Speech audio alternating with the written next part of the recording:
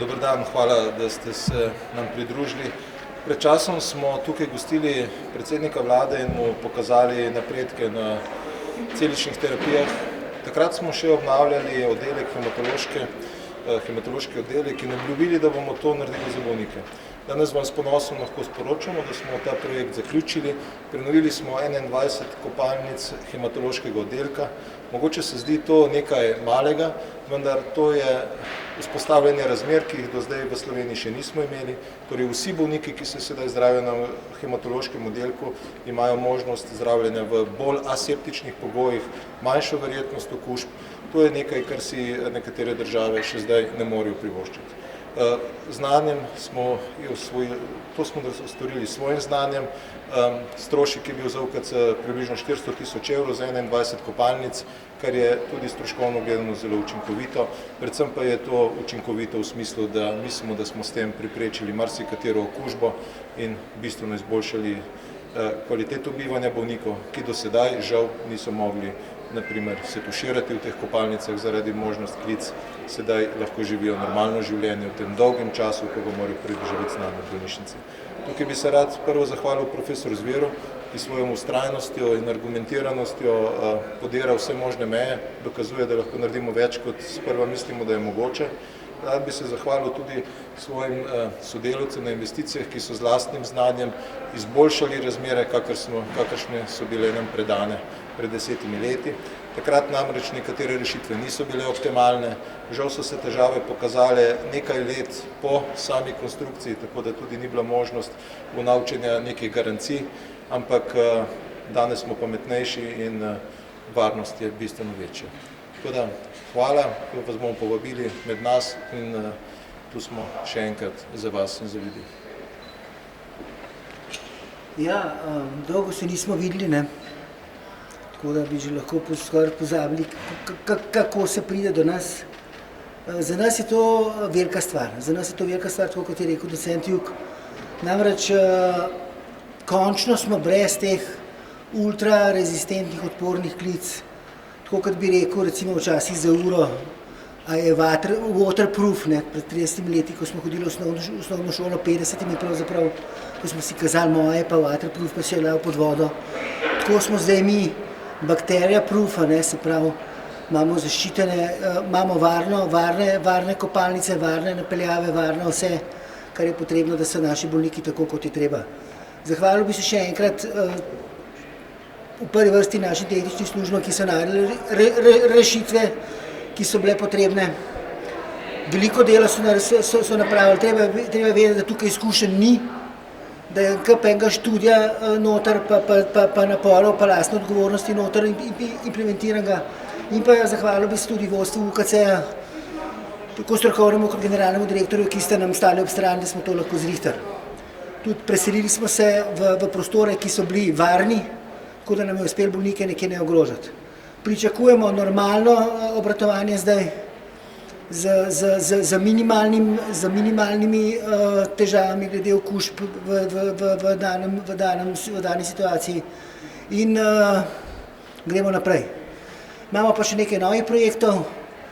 Naj omenim, da nas čaka še konstrukcija lastne kriobanke za klinični center, aferezne, se pravi zbiranje matičnih celic za naše bolnike, kar bomo vršili sami.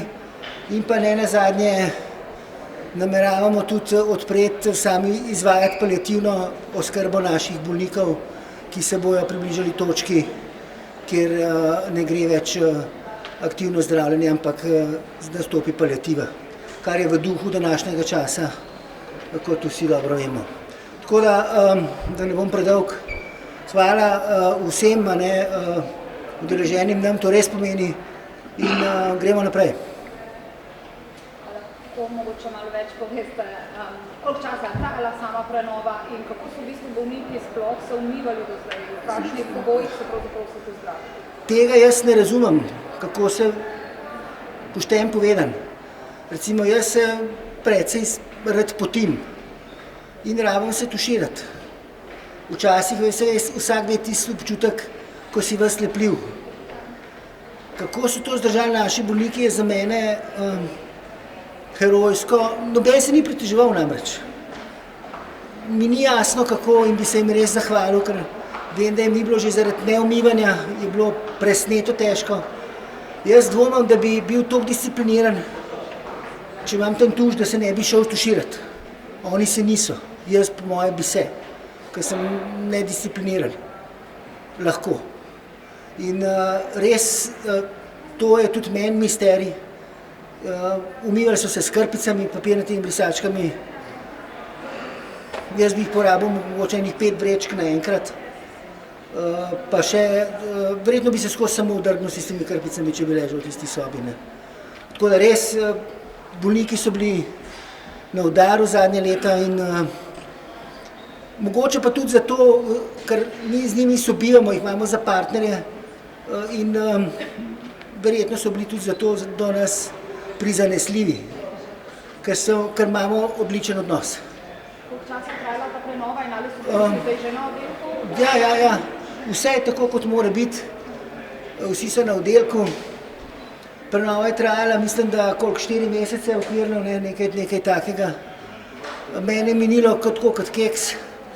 Ja, prenova je v bistvu potekala v več fazah, zato ker je bilo potrebno delno selitje bolnikov od oddelka, nismo mogli v celoti zapreti, tako da je trajala od oktobra, vendar smo v mestnem času zagotovili tudi rezervne in zadosti dobre pogoje v DTS-ju, v bivših halah, kjer se je zdravil COVID, kjer smo jih nekoliko vmes med tem časom nadgradili, tako da so tudi tam je potekalo zdravljenje sicer v skupnih sobah, ampak je bilo varno, ali kako? Bilo je varno, brez grivnih spor, s filtriranim zrakom. Ni bilo optimalno, ker če imate doma v dnevni sobi še 3 tuje ljudi, ki vam spijo, je drugače, kot če tam ležite samo vi. Tako v prispodobi, da povem. Tako da je bilo to v več fazah in zdaj so vse te faze zaključene, vsi bolniki preseljeni, torej ne gre samo za prenovo kopalnic, tudi zračenja. Iz vseh vidikov je v bistvu zdaj zagotovljena maksimalna asepsa, ne vem, če obstajajo kje druge boljši pogoji. Nikjer. Kot stranski učinek prenove pa smo dobili donacijo novih televizijskih aparatov za naše bolnike in pa omaric za postaviti. Tako da se še malo, bi se zahvalil donatorjem na tem mestu, o imenih pa kdaj drugič. Kako vse je bilo zamenjano, pač problem je bil verjetno v teh točnih CV-ih, če ne motim, je šlo za kompleksno? Glavni problem so bile točne cevi, ker so bile nekako narobe spojene in probali smo vsa ta leta za konzervativnimi merami to razrešiti, ker verjemite mi, hematološki oddelek pa gradbena dela tega obsega, to ne gre skupaj, ampak ni šlo. In ko si enkrat potisnen ob steno, da tako ne more biti, vzameš tveganje in narediš vse, kar je treba, da se to sanira in to smo naredili. Poleg teh cevi je bila pa v celoti, kot je bila pa kompletna rekonstrukcija stropov, sten in uporabljen material Kerok, ki zagotavlja tesen stik in ne vpija vlage in zaradi tega tudi ne omogoča razvoj gliv. Poleg tega je bilo pa obnovljena infiltracija zračenja, tako da je celostna investicija. In če pomislimo, da je to 20.000 evrov na kopalnico, vemo, koliko stane doma prenova kopalnice, moramo biti tudi priznati, da smo bili stroškovno zelo učinkoviti.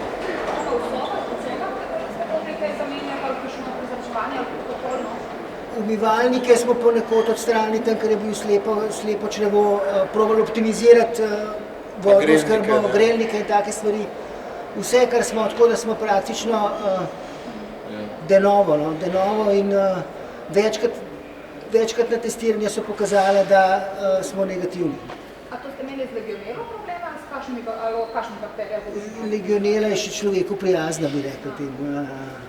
To so visoko rezistentne bakterijske klice, za katero imamo sicer enega ali pa 2 antibiotika, ki so učinkovite, ampak če bi se pa zgodila neodzivnost na tega, bi bili pa tako kot rak brez lupine naši bolniki, za kar se bakterijskih okužb tiče. A pa je kdo dobil tako bakterijo zaradi tega, mislim, se komu zaradi tega? Ljudje so se okužili, ampak mi smo to reševali, ko je bilo z drugačno antibiotično shemo. Začeli smo takoj zdraviti s temi maksi antibiotiki, kar nihče ne naredi in smo se na ta način to prebrodili. Ampak to ne gre v nedogled, kasneje, ko prej bi se pojavila rezistenca in bi bili bolniki goli in bosi Ni pa kdo kaj bolj nastradal zaradi Ne. tega, ali se mu kaj poslabšalo Ne, stanje. ne, Aha. ne. Tukaj je treba se zavedati, da seveda popolne asepse ne nudimo, ne? Torej vedno so prisotne lahko klice, vendar te začetni rezultati so toliko nad pričakovanje, da istočasno nam teče tudi študija, kateri izgleda bomo uspeli dokazati, da imamo res neke izjemne rezultate z tega tehnološkega vidika, ki niso v svetu kar tako samoumevni, tako da pričakujemo, da bomo s tem tudi pomagali drugim. Recimo, če gledamo 10 let nazaj, če lahko, a ne, imamo popolnoma drugo raven zaščite danes kot 10 let nazaj. Pred 10 leti so bile recimo te razmere niso bile urejene. So bile recimo glivne okužbe, ko se še nismo preselili v pritličje, ko smo bili gor. In pa za viruse je veljala neka taka, za virusne okužbe je recimo veljala neka taka pravilo, da če si pravi moški, v narekovaju, boš prišel tudi z virozo delati v službo.